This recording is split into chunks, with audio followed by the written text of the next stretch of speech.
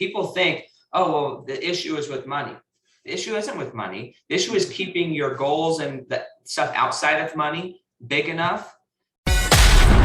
Inspiring you to reach your goals and live your dream. This is the Keaton Nelson Show. Alrighty, guys. Today on the Keaton Nelson Show, I've got a real special guest for you, Sam Knickerbocker. Thanks for being on the podcast, man. Hey, no, super grateful to be here. Yeah, awesome, man. So I would love to get to know you. I'd love for listeners to get to know you. Why don't you tell me a little bit about yourself, where you're from, what you do, all that type of good stuff. Yeah, so I grew up out in Grantsville, Utah for a little bit, then moved up to Parma, Idaho, if you know where those two places are. Two little podunk towns that not much is happening. My parents were Pizza Hut drivers growing up. I'm the seventh of 11 kids. So just not a lot of money, not a lot of anything going on except for you know what. And and that led to more children. So it was rough. Basically, it was a rough childhood and no money and no success happening.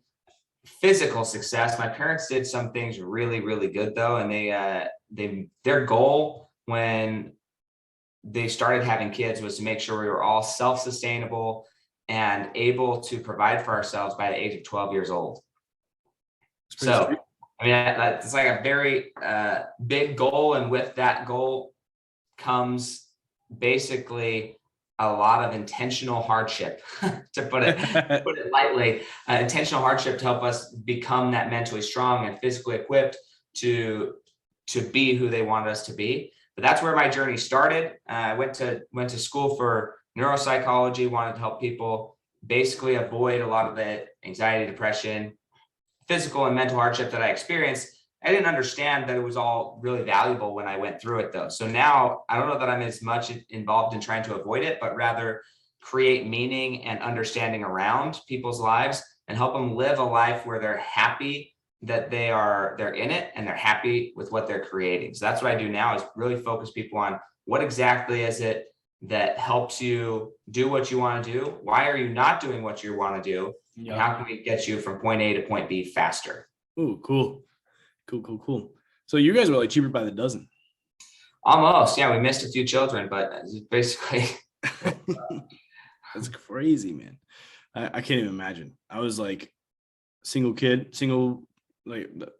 mother, just me, but I have 3 siblings that were already grown. So my sister was 17 when I was born, my youngest sister, and then the rest like older. So like crazy. Yeah, that's crazy. Yeah, my parents, it was all one child at a time. So there's no twins, not a blended family, one child at a time. Damn. My mom was either pregnant or breastfeeding for like 20 years. Yeah, I mean it's insane. So now being a parent, I have 3 children myself. Yeah, and we just had a baby 3 months ago. Right, congrats. A little girl, love her to death, but I cannot imagine having 11 children. I just can't. No, I'm done after 2. Yeah, done. I haven't anymore. That's crazy. Anyway, so like I like what you're doing now. That's cool. I'm kind of like going through that process myself here, right?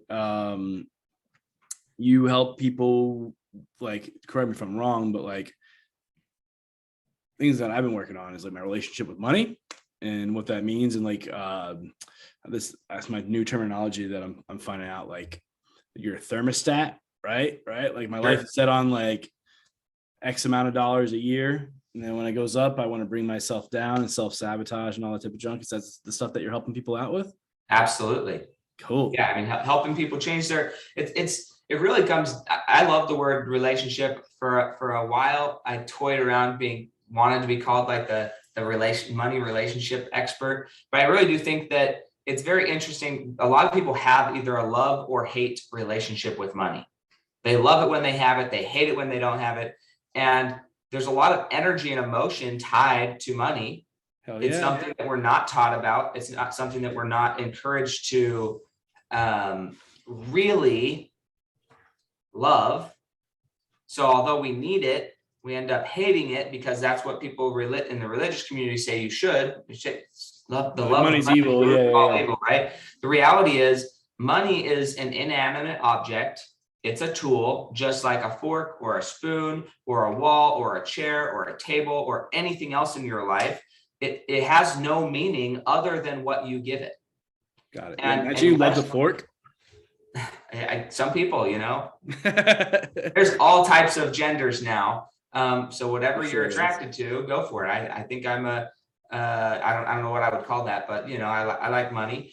Not because of what money is though, but it's looking past that and saying, well, what does that provide you? And it's the same way in a relationship. It's not necessarily, do you love the relationship just for the relationship? Or do you love your relationship with your spouse or with your significant other or with your children or with your mom or your dad? Do you love that relationship because of what it provides you?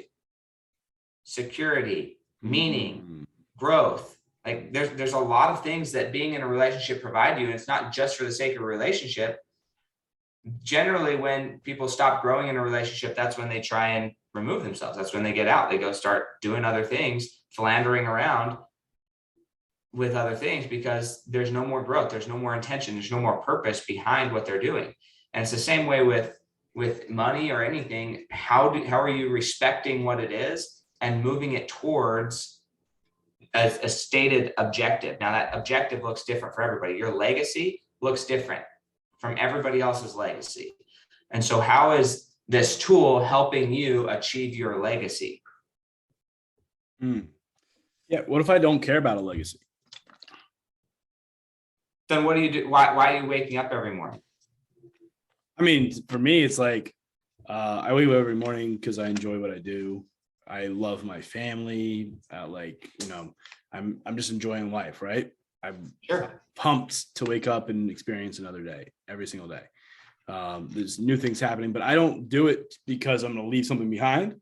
Even like with my family and stuff, like, yeah, it'll help them and everything, but that's not why I do it. I think recently I listened to like a snippet of Alex Ramosi. He had a really good explanation. You know, his like great grandfather was like a emperor in like Iran, and he had like 50 wives, like palaces. He ruled the country and all this type of stuff. And he's like, if that's what he had, and I'm only like 4 or 5 generations behind him, then legacy means nothing, because like it's not gonna it's not gonna mean anything in 4 generations, 5 generations. If that means nothing now, then like what is us like building a business or us like, or you know what I mean? I could be like, no, I think you're right. So I think it comes down to how are we defining legacy, right? Oh, legacy oftentimes is being used as a financial term. Okay. I don't actually define legacy as a financial term because finances is this inanimate object, right? So I think of like, what's Mother Teresa's legacy? What's Gandhi's legacy? Okay. Yeah, peace. What's Saddam Hussein's legacy? What's Hitler's legacy? Okay. The reality is you don't get a choice about whether you leave a legacy. That's my next question. Does everyone get a legacy? Or do you have everybody's going to be remembered by somebody. Okay. Like, there's gonna be your life that has an impact. And so then the question is, how do you want people to be remembering you? When they remember you, what do you want them to be saying? So it's not about how much money did you leave. Money is an irrelevant, I think, inanimate thing that whether you have it or not actually doesn't define you at all. There's some really fantastic, incredible humans who never were wealthy in their life, but created massive change on a world scale. Rosa Parks, never had any money. Ruth Bader Ginsburg, never had, like, I mean, she didn't die poor, right? She was a Supreme Court justice. But point is, there's people who their lives meant something because of small things that they did, character, who they were, how they lived. And in those respects, do you want your children, you got 2 of them, right? Do you want your children to think, man, I wish I would have known my dad more. I wish that he was more present. I wish that my husband, if it's your wife, I wish my husband actually spent time with me. I wish that he enjoyed spending time with me. Like those are the types of things that I think are legacies. So then the question is, if that's how you want to be remembered, what's stopping you from being remembered that way? And most often people come up with one of 2 reasons. Either they don't have the time to spend with their kids or do the things that they really want to have an impact, or they don't have the money.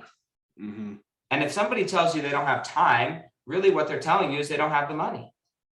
Because there is a time ultimately is a limiting factor. Like, so far as I'm aware, we haven't figured out how to be in two places at once. Yeah. I'm fully aware of that, right? That being said, most of the things that you spend doing in your life are a result of not having money to either pay somebody else to do it for you, or you actually need money to go do things that you love. So you need to fund it, or you need to pay somebody else to do it. And if you don't have money to do either one of those, then you get to do it, or it doesn't get done. And so that's where time primarily is a limiting factor. Now, there is a level at which you have so much money, so much freedom, and you still don't have enough time to do everything. I get it. But that's a very, very, very, very small set of people. There's a lot of people who just don't know how to manage their time, manage their money. And as a result, they end up not living the life that they're proud of, that they actually want to be remembered for, because they're just chasing survival or the dollar. Yeah, definitely. So if you, I don't know if you're up for this, but I think it'd be kind of cool. Yeah, go for it. I'm like trying to open up and be more vulnerable on these podcasts and stuff too. So this is a good opportunity. And I like having coaches. Like, I don't know if you're like coach or subject matter expert or whatever you want to call it. Right. But I like having coaches, because then I'd be like, hey, coach me. Then I get a free hour of coaching or 45 minutes or whatever. And Sure. you get the coach could show everyone their superpower. And I get to open up and be myself a little bit more. Because Sure. it doesn't work if I'm not honest and real. So Amen I'm interested, like, if this was like a coaching session, a discovery section or whatever, what are the questions you would ask me? What would you do with me to move me to the desired results that you help your clients reach? So the first question I would ask is, are you actually happy with where you're at right now? Like, are you thrilled to be alive and every morning you wake up and you're doing what I'm you a love? bad client, but yeah, I am. I'm like pumped. Cool. So there's nothing you would change if you woke up. You would change nothing about your day. Everything you do is just because you want to do it. At the moment, yes, but I know that in the future that may not be the case or whatever, right? Like, I don't want to be living in Rhode Island. I'd like to move to Florida, right? Okay. I fucking hate the cold. So why don't you move tomorrow? Why don't I move tomorrow? So families here, like my mother, Chelsea's parents, my fiance, my wife, my fiance, for the listeners, they actually know now. We've been engaged for like 6 years. So anyways, Okay. Yeah, her parents are here. She has a job here. She doesn't want to move. We're tied in this area for the moment. I do see it happening within the next year though. So I would love to wake up with more money in my personal bank account. Just as like, I want, like, I'm being honest, right? This only works if I'm honest, right? I want fuck you money, right? Good. I want to be like, fuck you, like, just because I have the money, I can just be like, I'm not doing that shit. I don't feel like doing it. I got fuck you money, And what's that number for you? Like, at what point do you feel like you can say that to the world? Personal finances, I've done the math, and for me to live exactly how I want to live, exactly, like, the amount of vacations, where I'm living, how expensive is my car, everything, I could do it for $17,000 a month and feel really, really freaking awesome, right? So just to be like safe, I was in with investments, everything. I've done the math on everything, like down to the penny. But I would love to have 20 just to have some extra flying money around. And then fuck you money is probably like double that, which isn't like too crazy of like of a goal, Okay. Yeah, not crazy at all. So how did you come up with those numbers? I actually worked with a business coach who like gave me a worksheet and was like, all right, scroll through everything, and like how much you're investing, how many vacations you want to go on, how much do those vacations cost, go look it up, and flights, like everything, down to like how much you're paying for your electric bill. Have you thought about how big the house is and how much more expensive that's going to be? Like a whole bunch of stuff. So it took a lot of time to do it. But yeah. Okay. So you go through this scenario, and how long do you want to live that lifestyle? How long? Dude, forever, man. Okay. So what's your plan then to increase, because inflation is not a joke. It's not No, it's fake. not at It's all. very real. So how long is $17,000 going to be enough? Yeah, probably not very. I mean, dude, it's like 10% this year. So, you know what I mean? So, I mean, that turns it into 20 real quick. So it probably wouldn't last very long. And then it's like exponentially happening, right? Yeah, it is. And so Yeah. this is where a lot of people, they just don't, one of the great things about the human mind, which is awesome, it's like the human superpower, is that what you focus on, you actually get. Totally. Which is awesome, right? Yeah. The problem is most people aren't even focusing on the right thing. Yeah. Dude, Okay. I wish I was like Bradley. I dropped the bomb right there. Okay. They just aren't even focusing on the right thing. And this is the crux of the situation. You think, based on your current analysis, $17,000 would do it. Yes. I would just challenge you, and this is maybe the next stage of the homework. Go and ask people who are making $17,000 a month or more right now, okay, if $17,000 is really the lifestyle that is of their dreams. Because this is the principle. You learn this in like Econ 101, but it doesn't really get applied. This is the problem, is we learn a lot of stuff in formal education that's not applied. It's just rules. And it's like, oh, well, this is really helpful in this like one little area, but then we forget to apply it across the board. So one of the things that you can learn I only went to college for like a little bit and I dropped out. So this is my limited college knowledge that I got. But in Econ 101, they said, okay, look, wants are unlimited. You will never actually have your wants get satisfied. There will always be more wants. Money, you can always get more and more money. The only real limiting factor in an economic conversation is time, because at some point you come up against the fact that you can only be in one place. Yes. Now, the reason that's important is, and I actually, this coming weekend, I'm speaking on stage about this specific topic, because what happens is the first level of somebody's financial life or life in general is stability. Okay. We're just trying to become stable. We're trying to get out of debt. We're trying to better our financial situation.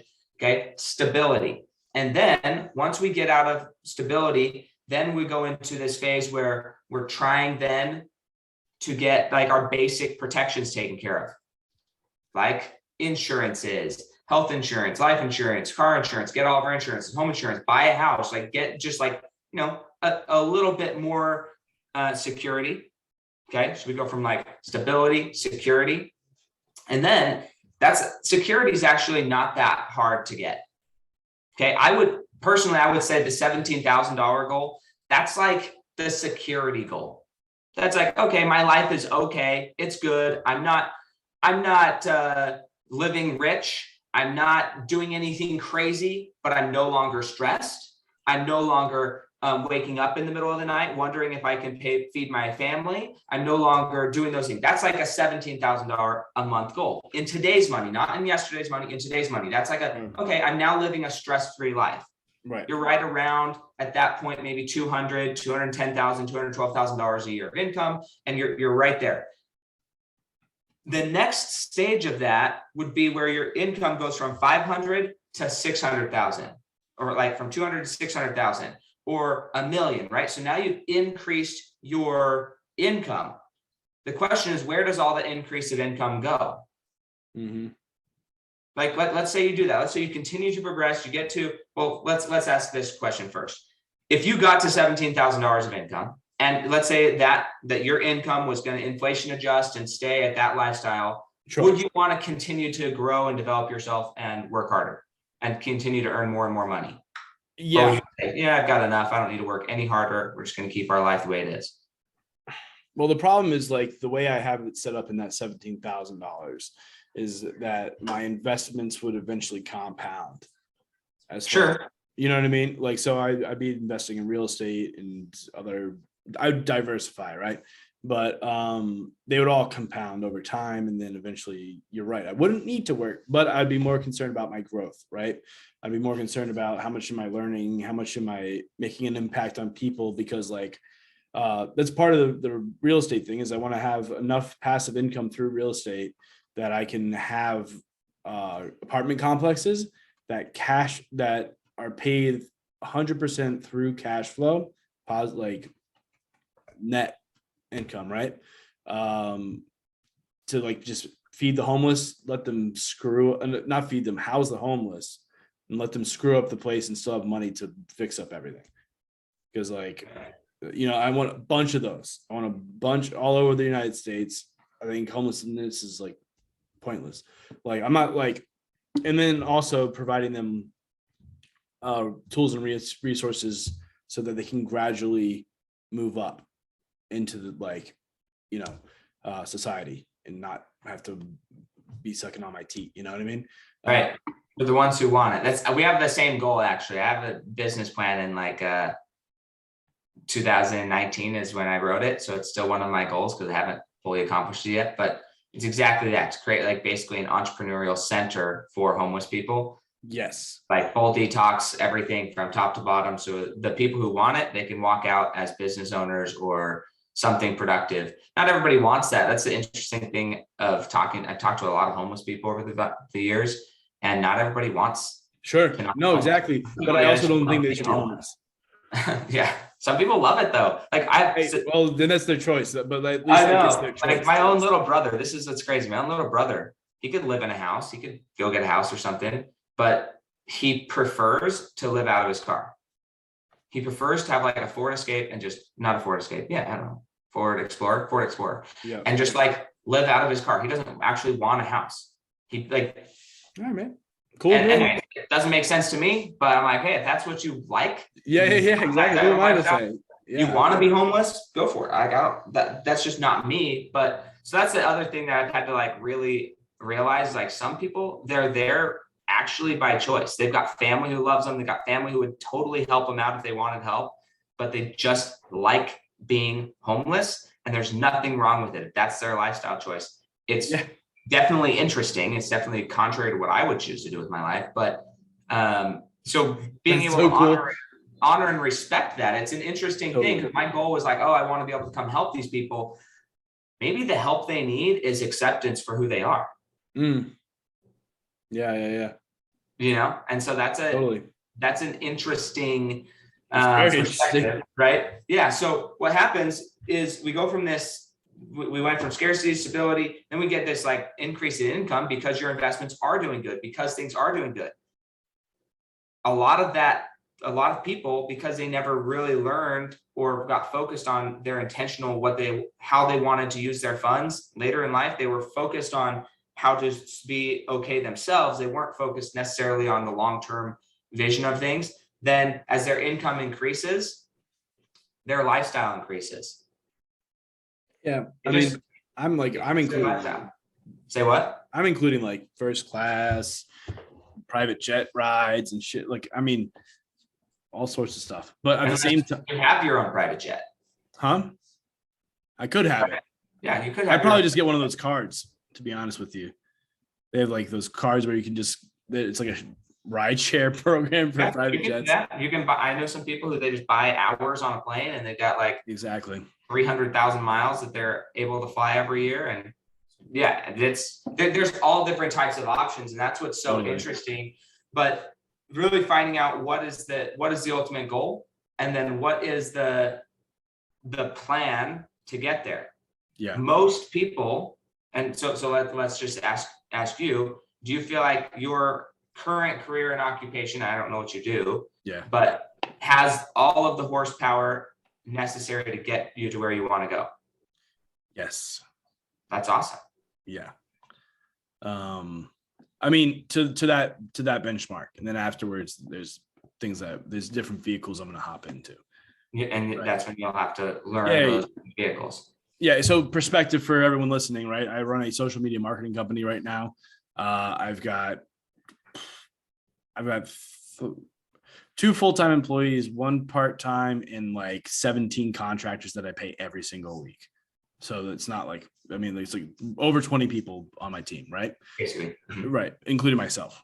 And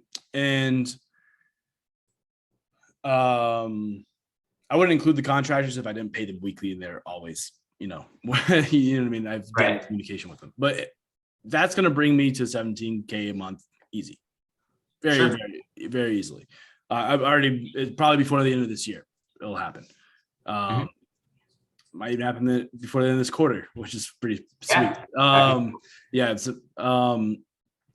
But after I have this in motion, I really want to scale this to $1 million a month, which, yes, my income will increase through this. Like, my revenue right now is between 50 and 100K a month. Right. For your whole revenue, for my business, your business revenue. Right. And then that's the other thing that drives me nuts. I want to be really clear, and I'd love for my team to clip this part. People will say that they're making 50K a month, but that's what their business is doing. You ain't making 50K a month on a business. Like in your pocket, there's way too many expenses. So just want to make that clear for everyone who's listening too.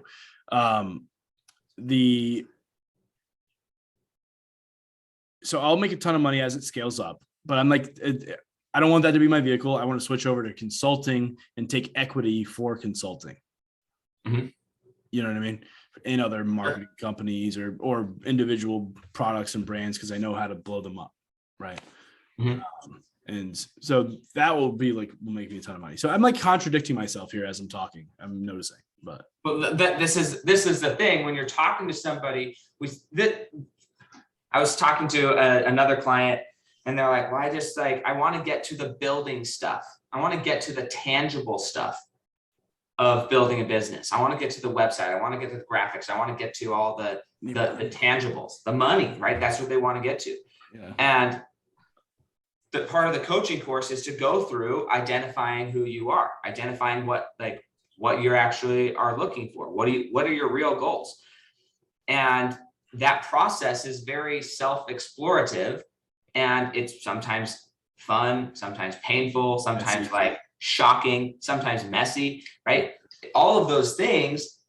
And we have to go through that, because when we go to write down our goals, this is where if we haven't really fleshed out where we're at, then when we go to write down our goals, we're going to underestimate what we can achieve. And the unfortunate part is we'll achieve it, but it'll probably take us. Then we're going back to the thermometer. If you're approaching your goal too fast, faster than when you set on the timeline, then that's when you're like, whoa, I've got 6 more months to accomplish this. And I can't accomplish this yet. I'm too young to accomplish this. Or whatever joke it is we tell ourselves. It happens to everybody. Literally last year, I was falling into the same trap, because my income went 1 year from like 85,000 to 205,000. And then I was setting my goals, because again, I was trying to increase my mindset and grow. Yeah. I was setting my goals like, man, it'd be great if I could double my income again, maybe a little bit more, and go to 400,000.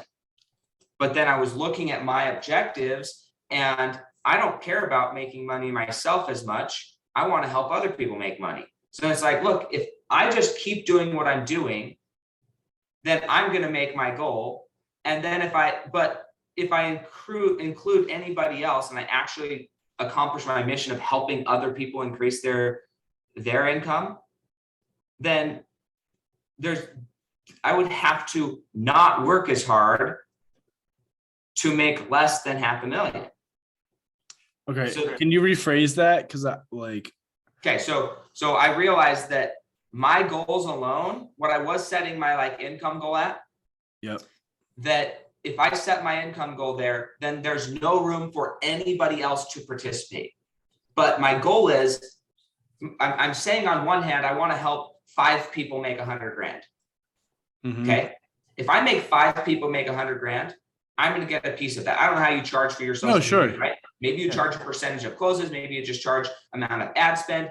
But at some point, to help somebody go from nothing to $100,000, you're ideally, your piece of that is going to increase as you do more and more marketing for them, right? And they're going to be wanting to pay you more because you help them go from 0 to 100 grand. So of course they're going to want to pay you more because of that. So if you say, well, I'm going to get 10 clients at $1,000 or 10 clients at $10,000, that's 100 grand a month.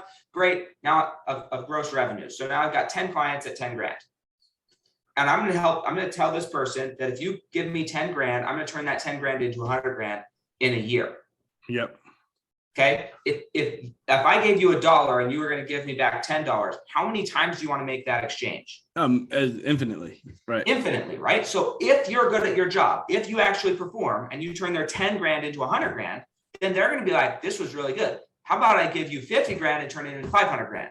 Then the next year you're going to say, how about I give you 100 grand? Do you see how that compounds? Oh, I know. Yeah. And so the problem is if you set your objectives based on the 10 grand and you don't account for their growth and their increase in ad spend or their increase in their success and that being funneled back to you, then ultimately you're either limiting yourself or them or both. Yeah. So I'm limiting myself. Can I stop you there? That's really good. This is good.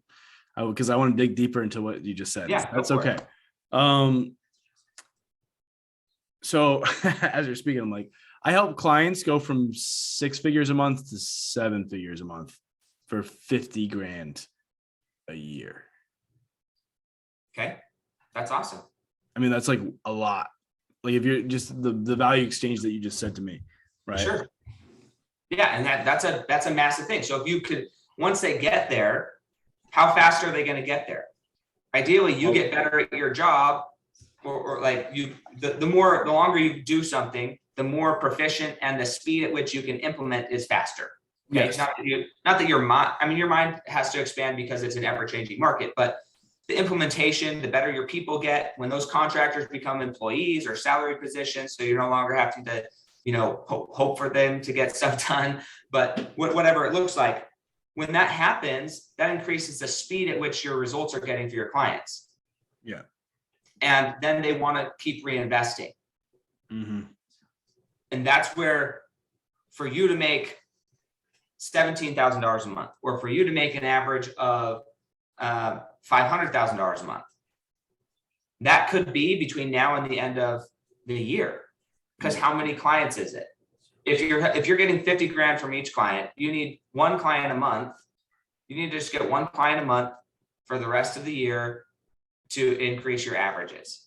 Yeah. And all the people that you got the first part of the year, if you were able to turn it in 6 months, right? As soon as they see I forget who it is that uses this strategy the most. I've heard Grant Cardone use it a few times, but there's another guy that I learned it from. But if you'll see it happen with Jotform, Calendly. A lot of these companies will do it. They'll be on a subscription. Yep. And then like halfway through the subscription, they'll say, hey, look at all of your results. If you want to buy in to the next year, so basically restart your year contract, but you're only 6 months through the contract.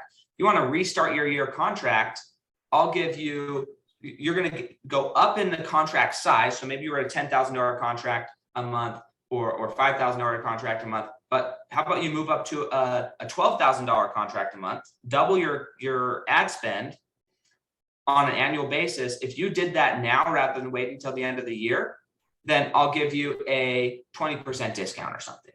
So then you're giving them a little discount, but you're calling a year's worth of money. You're increasing their income and you're giving them incentive to increase sooner than the end of their contract. Mm. And then these companies will do that, not every 6 months, but when it makes sense for the specific client, right? Because some clients, maybe they grow super fast because that's what their product is, their niche is, they're better, they're more consistent with their getting you the right information. I mean, there's lots of variables that go there. But once it makes sense for that client, you start doing that, then you can actually increase your income significantly faster because you're just bringing the next income increase closer and closer and closer and closer. After you've done the proof of concept for somebody, you're saying, hey, how about you go all in? How about you actually do more? And then when they do, it increases their numbers. And what it took them 6 months to get, now they got in 3 months. And then in 3 months, you say, hey, how about you increase again? How about you increase again? Right? And then there's going to be a limit where they're like, no, I have too much business. Yes. That happens. I actually can't support all of this. And that's when you start another company that says, hey, we can help you to better your business. Yeah.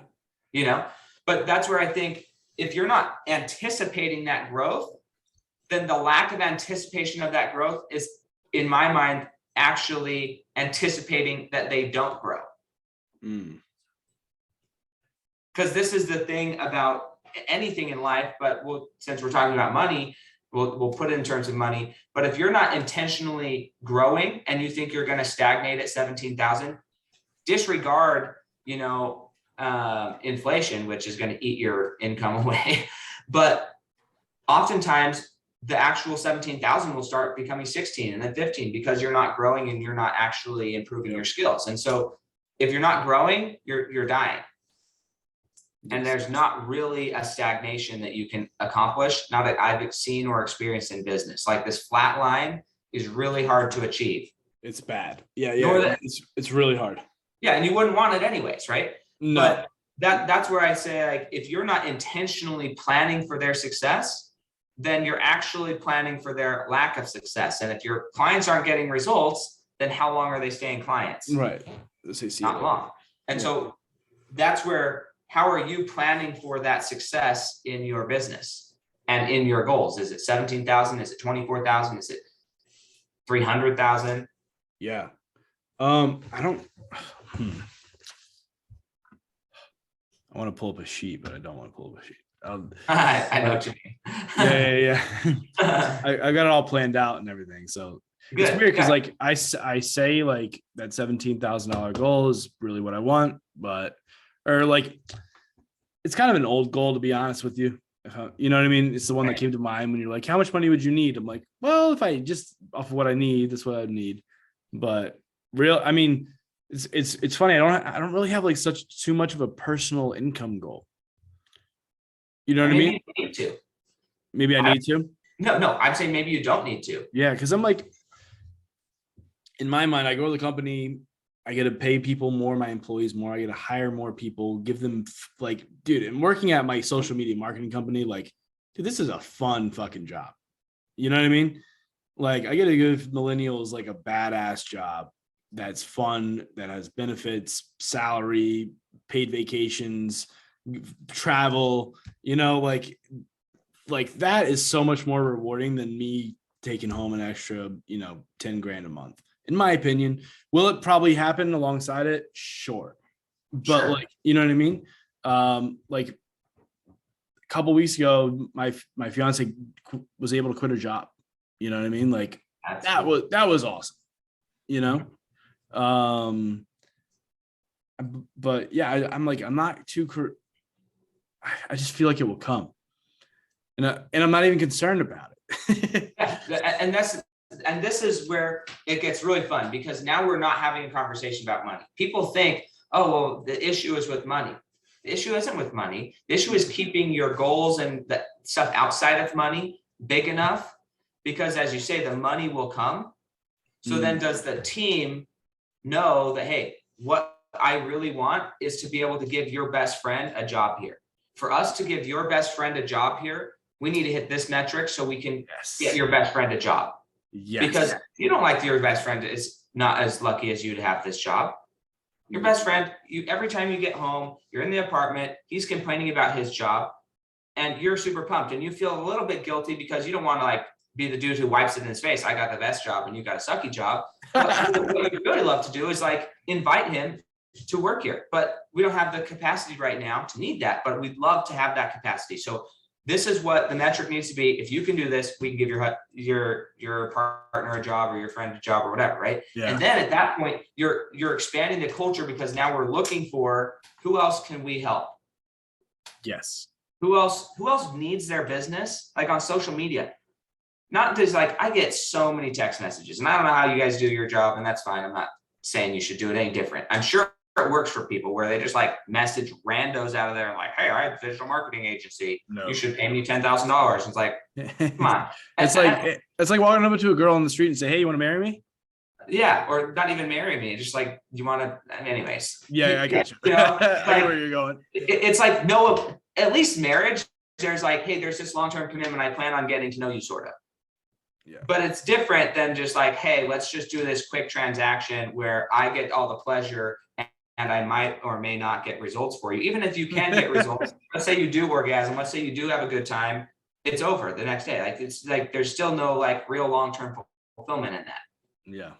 Okay. So I get all those messages and it's fine. It's a marketing strategy. Sometimes I use marketing strategy like that because sometimes blunt force, it works for some people. Other people don't like blunt force communication. And so you gotta do everything to I think make sure you're hitting all your bases. Because some people, if you try and build a relationship, they're like, I just want the deal. Just give me the deal and let's move on, because that's how they are. So Yeah. Personality is everything. But I think that when you're looking on social media, if it's like, hey, this person, I actually want to grow their business. So what I'm going to do is instead of charging them up front, what if we had a special thing for everybody on our team? We say, hey, look, let's put in a certain amount of work up front because we love what we do. We love what we're doing. We actually believe that this company, you get a drawing, everybody contributes, you get a drawing. Hey, the person that you put in the drawing, did they get chosen as the company that we're going to help for 3 months build their presence or whatever? And then, that's just good. It's like Tom's shoes. You buy one, they send one to a homeless person, right? It's your way of giving back, but it builds a culture of like, hey, maybe my person that I chose gets to grow. And then as we grow, if we build the right relationship, then that person's going to want to stay with our firm because we actually gave them a shot. And that's a whole nother revenue source that maybe it looks like a loss leader in the front end, but on the back end, you're building a culture and that person's like, hey, this changed my business. They're going to give you the best testimonial ever. Yep. That's how we grow as referral. We're a marketing agency that doesn't need to market. Which is awesome. Yeah. And it's like, that's the only exponential growth too, by the way, is like, you can, I'll get into that another time, but you're absolutely right. I love that idea. I've actually done that idea a couple of times for people, but yeah, our mission statement, right? Every company is supposed to have that. Sure. Is to amplify messages worth sharing. Mm-hmm. Right. So we try and find people. That's why I love having business coaches on my podcast. Is because I love it's not even just business coaches, but coaches in general. They're a lot of fun to have a conversation with like this. And I think people do actually get a lot of value out of it. We're coming up on time right here. I want to, I ask a few questions that I ask every single one of my guests. I want to hit on those. We'll wrap it up. I think there's more here. We should have you back on the podcast. Definitely. And it'd be really nice to have you back on. But before we get there, what's one book you believe everyone should read? Ooh. This is a lesser known one, I think. Probably the biggest book that helped me in my life up to this point is actually called The 4 Tendencies by Gretchen Rubin. Interesting. Okay. It's in my top 5. My top 5 are all kind of equal to each other, but 4 Tendencies, it's another personality type book that everybody's not going to identify perfectly with each one, but learning how to deal with inner expectations and outer expectations and who you are, like what your natural state is, can help other people communicate to you in a way that you get to grow more.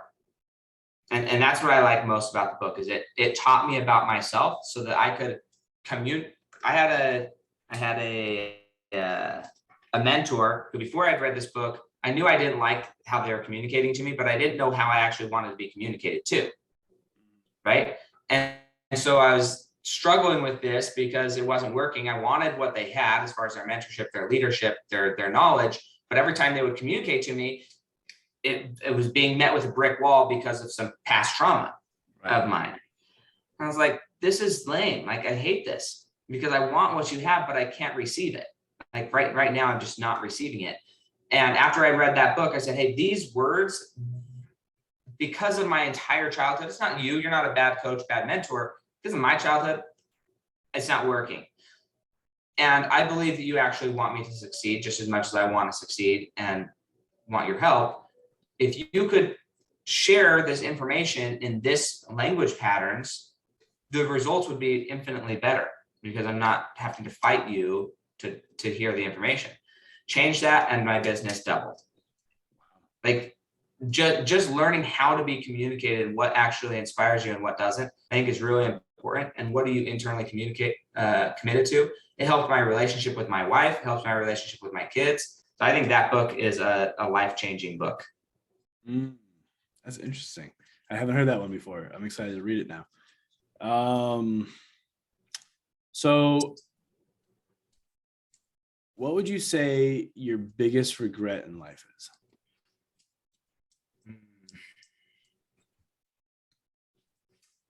You know, I ask something similar like this on my podcast.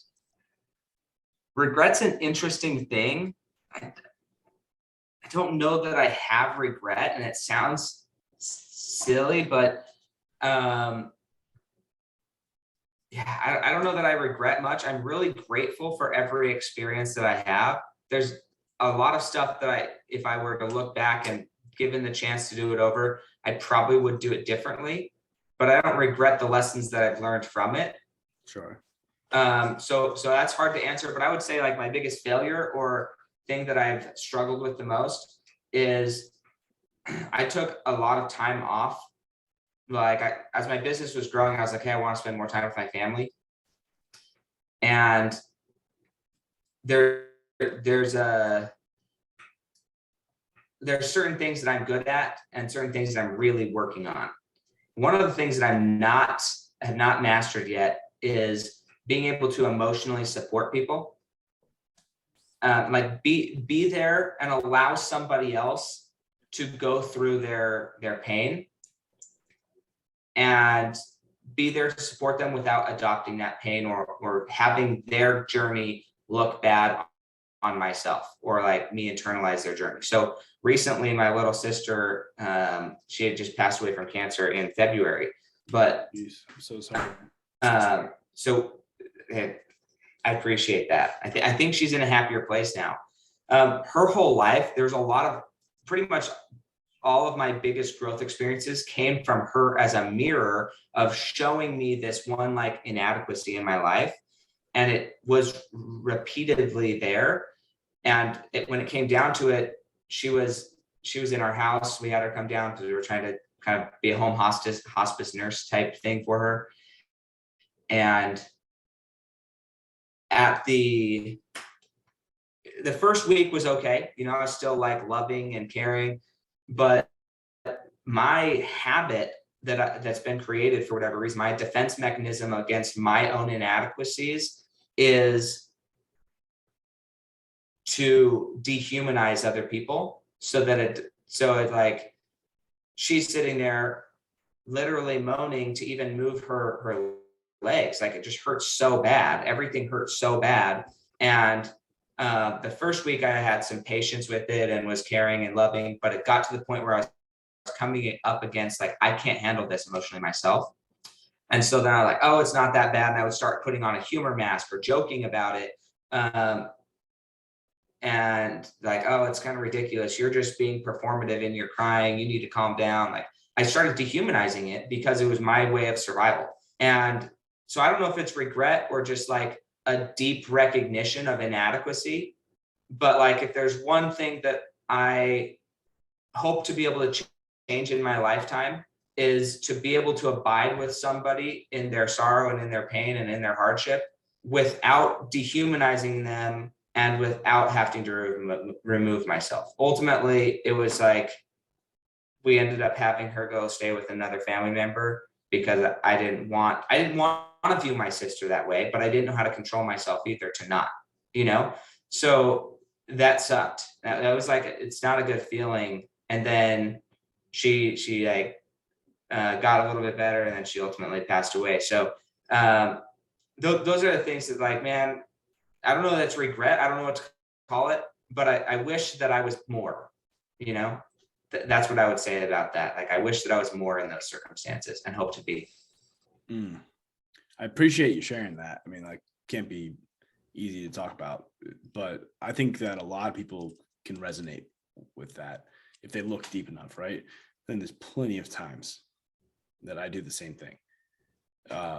Probably like less of,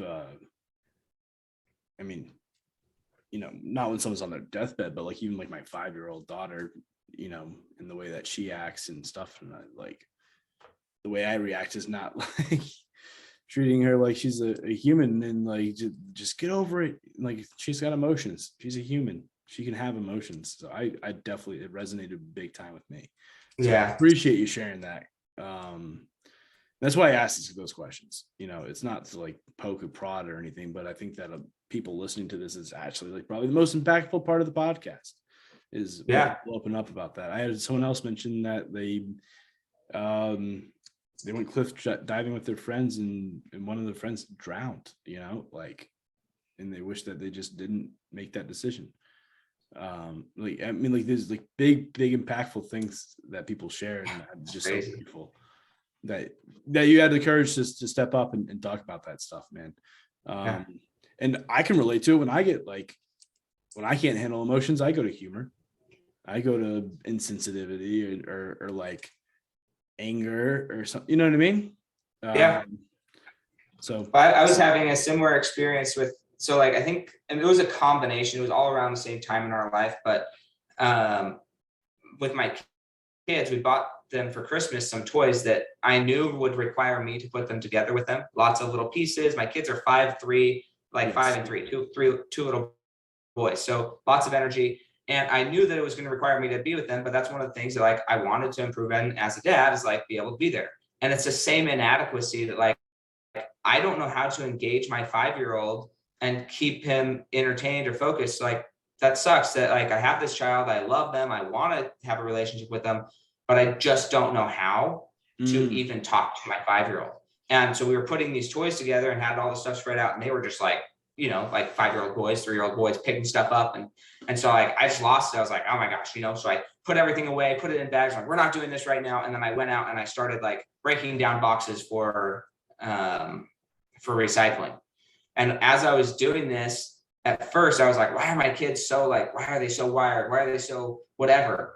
And right, because I was starting to humanize and blame them for them not being able to be a 39-year-old adult and stay focused. And, you know, it's like, this is so stupid. Right. And then it realized like, no, like, Sam, you're projecting your own anger of your own inadequacy, rather than facing the fact and being honest with yourself that you are the one who needs to change. You're the one who needs to grow. You're the one who needs to develop. And you're also the one that, again, needs to abide with them in their childhood. Like, let them be kids. Let your kids be kids, at least sometimes, you know? No, definitely. Yeah, man. Appreciate it. It's the same thing. And it's like a lot of those experiences were popping up around that time where it's just like, man, am I going to grow and change and do what I coach other people to do? Or am I just going to keep blaming other people for my lack of growth and lack of willingness to change? And it's hard. Nobody wants to admit that like their 5-year-old's right. And they are dad. Like, they're the dad who doesn't know how to communicate. Yes. They're the one that's old enough to actually consciously decide, hey, do I want to learn to communicate, or just like wait till they're an adult and try and recover whatever maybe relationship we might have had. Yeah. That you damaged while you were, I say you, I'm really talking about I. Yeah. Right. But like, but that you damaged throughout their childhood because you couldn't, you weren't emotionally capable to handle stuff. Right. Yes. Yeah. Yes. I'm there with you 100%. All right. Last question, man. You can go back in time to any age, right? You get to go back and talk to your younger self, right? You poof magically any age, and you get to show up there, but you can only, they know it's you. They know it's you in the future, right? And it's someone you can trust, obviously, because it's you, right? Right. You can only say 3 sentences and then you disappear. 3 sentences. Yeah. So what age would you go back to? What are the 3 sentences you would say? and then I'll leave it up to you whether or not you want to say why you chose those sentences. But I would prefer you, if you are going to say why, say the 3 sentences first. Okay. Go back to any age. I think, honestly, I would go back to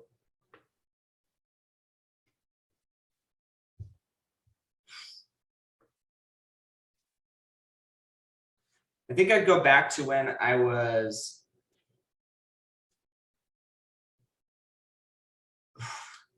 that's an interesting, that brings up the regret question in a whole nother perspective.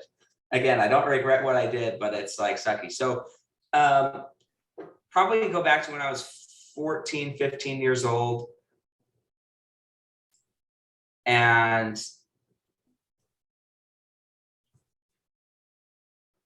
the 3 sentences I would say, I probably would tell myself that it's okay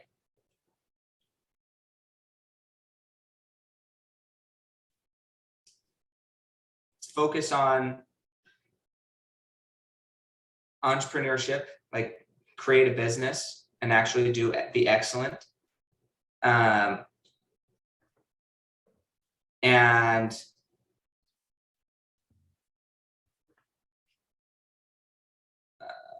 I would probably say it doesn't define you. That's probably the 3 things. And it doesn't define you is probably more about specific things in my life that I thought defined me at that point. And they held me back a lot because I thought certain habits were defining me that weren't. Cool. So yeah, then you can, it's up to you if you want to go into why. You don't have to. So no, I will. I think these are really important and they could be helpful. Okay. So it's okay. At that point in time, I left I ended up moving out of my house and in with my oldest brother and sister-in-law, or second oldest brother and sister-in-law, because things were really hard in the home. My mom, as I mentioned, they had this goal of raising me to be productive by age of 12 years old. Mm-hmm. And with that seemed to be a lot of controlling stuff. Hindsight, my parents are awesome. They're extremely loving. And my mom does not like being a mom. Okay. Like she doesn't like taking care of children. She loves being a mom. She loves everything it is now, but taking care of children is not her thing. And so she was very hard on us as kids. And there came a point where I was like, look, I don't need you as a mom. I don't need you as a dad. Legally, there's some legalities here that I can't really emancipate myself really by myself. So, you know, we're stuck together. But as far as like, I discontinued our relationship as father and mother to son, and we became friends. And I really, that helped me a lot, you know, in my life. And when I moved out, there was still some form of guilt that I had left my little brother and sisters in this, what I considered unhealthy situation. Yeah. And it's okay, you know, like it's okay to look out for yourself. And I think that's okay. So that's the first thing I would say. The second thing is become an entrepreneur earlier. My parents had raised us to kind of with Zig Ziglar and playing cash flow and dealing with Robert Kiyosaki. Like that was we were homeschooled. It was always there, but I don't feel like I fully bought into being an entrepreneur until I was about 18 or 19 years old, after I had done summer sales and realized that if I can go make $50,000, $60,000 in 3 months, then I'm basically unemployable.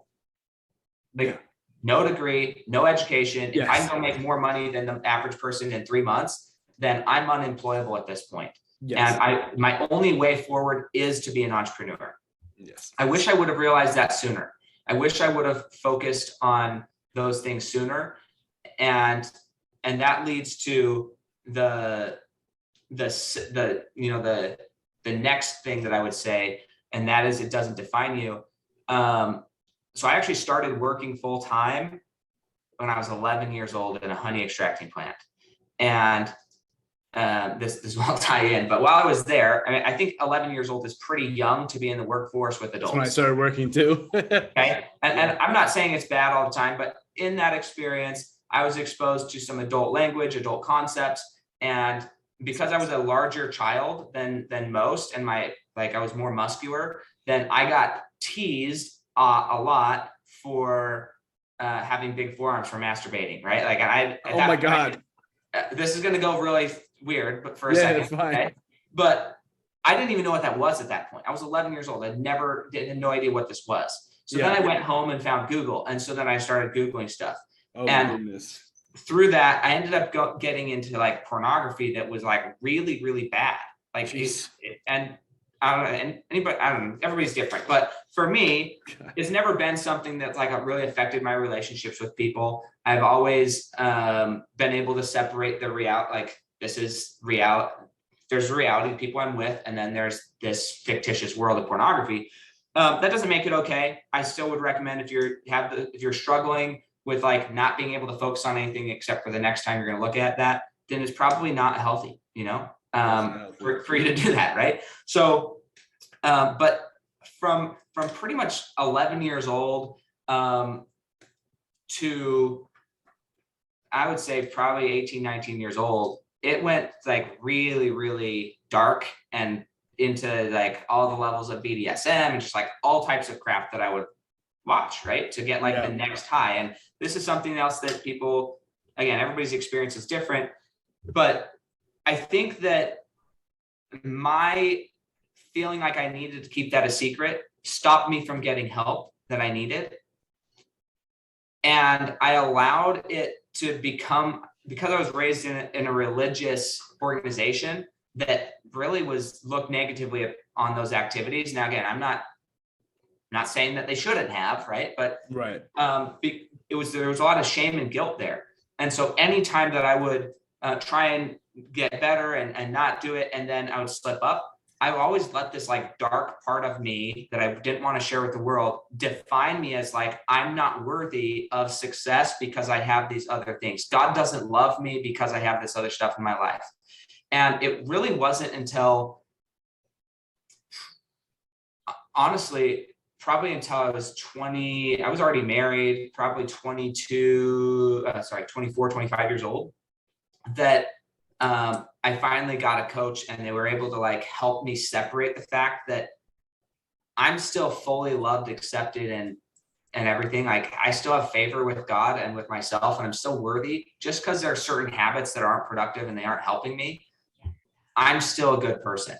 I'm still doing the things. I can definitely work on those things, but like I don't have to let the certain weaknesses that I have define me. I can be defined by my strengths and have weaknesses rather than defined by my weaknesses and my strengths don't overcome them.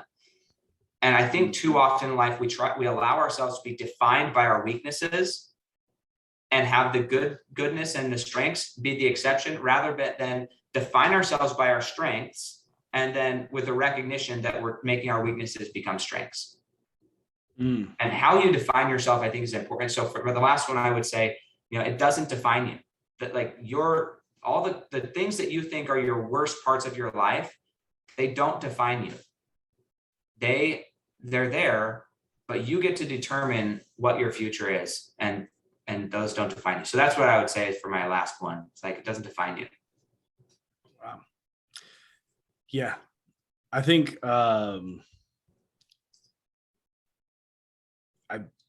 that's crazy, man.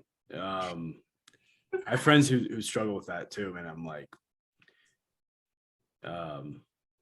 it's tough. It's tough to have conversations about that, right? I mean, it's, yeah, it's good. I mean, maybe I'm hoping this helps someone. You know what I mean? I hope it does too. Like and if they're struggling with that specifically, like just talk to somebody, man. Like it's not, I don't know anybody. I don't feel like this is an exaggeration. I don't know anybody at this point in my life that hasn't been exposed to pornography. Sure. Like unfortunately, it's a normal thing at this point to have been exposed to. Right. I think it's a normal thing at this point to have a desire to want to see more, right? I don't think that like the way our brain is structured, what I did study in school dopamine hit, is neuropsychology, right? It's not like they're habits. They just like my humor mask or anything else, that became a way that I soothed myself in stressful moments.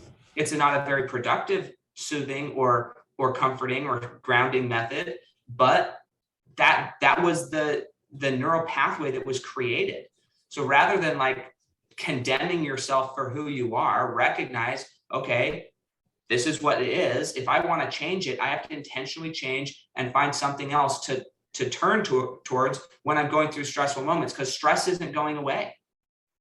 Right. Stress doesn't just like stop because you decided you didn't want to look at whatever, or maybe it's alcohol or drugs, or it could be anything. It's not like everybody's thing. Some people, it's ice cream. They just overeat because Right. they have anxiety, and then they go and eat the whole kitchen, right? Everybody has their own thing. And so when you level it out and say, look, we all have habits, we all respond to stress a different way. The overarching goal is, are you in control of your life, or are you allowing your circumstances to control you? And for me, that was the big thing where it's like, okay, I want to change my habits. That's a lot. There's no shame or guilt around that. It's we're just humans changing and growing and becoming. Well, that's wonderful. Man. I can do that. So I used to love chasing drugs, man. That's for sure. So yeah. And I've never done it. Don't plan on it, right? So we all have our own thing. So that's what I would just say is like, it doesn't define you. Totally. Cool, man. Well, like I said, dude, I gotta have you on the podcast again. Where can everyone go follow you? So you can follow me on Instagram, Facebook, LinkedIn, and then I have my website, samknickerbocker.com. I did write a book. It's called The 9 Pillars That Build a Meaningful Legacy. There's short things, and then it's more of a journal. I want you to kind of plan why do you want to win, and whose life is it going to change? When you become successful, whose life is going to be better because you chose to do something that nobody thought you could, even yourself sometimes. And so that's what that book is about. You can get it on my website. There's a free ebook download there. And then obviously my podcast, the Fuel Your Legacy Show.